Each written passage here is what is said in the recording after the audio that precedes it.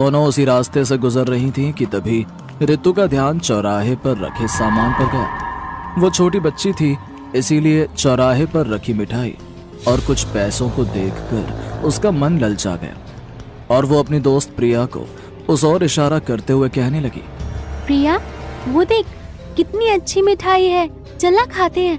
और साथ में बहुत सारे पैसे भी पड़े हुए हैं, हम ले लेते हैं और स्कूल से आते वक्त पेटीज खाएंगे। नहीं नहीं, मम्मी कहती हैं कभी भी ऐसे रास्ते पर पड़ा हुआ सामान नहीं उठाना चाहिए, बैड मैनर्स होते हैं। अरे यार, तो क्या फिर से शुरू हो गई? तो मम्मी को बताइयो ही मत कि हमने रास्ते से सामान उठाया है। लेकिन छोड़, जल्दी चल, नहीं तो और कोई ये सारा सामान ले जाएगा।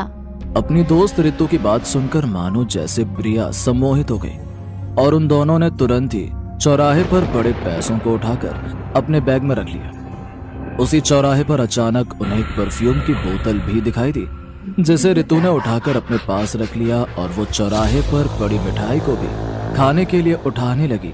तभी प्रिया ने उसे टोकते हुए कहा, यार, हमने यहाँ पर पड़ा हुआ सामान तो ले लिया, लेकिन प्लीज तू ये मिठाई मत खा। मैंने सुना है चौराहे पर पड़ी चीजें खाने से भूत हमारे पीछे पड़ जाते हैं। प्रिया की बात सुनते ही रितु ने तुरंत ही उस मिठाई को अपने हाथ से जमीन पर फेंक दिया। क्या कहा, भूत? ना रे बाबा ना, चल यहाँ से, मुझे नहीं खानी कोई मिठाई। दोनों वहां से पैसे और परफ्यूम उठाकर अपने स्कूल की ओर चली गई। अब रात का समय हो चुका था। प्रिया और रितु अपने अपने घर पर सोने के लिए अपने बिस्तरों के अंदर जा चुकी थी। प्रिया अपनी मम्मी के साथ खुद को कंबल में भींचकर आंखें बंद करके सो रही थी कि तभी अचानक उसे नींद में किसी औरत के रोने की आवाज सुनाई दी।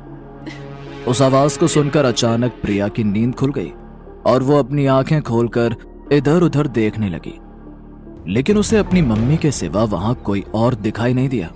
इसलिए वो उसे अपना वहम समझकर दोबारा अपनी आंखें बंद करके लेट गई।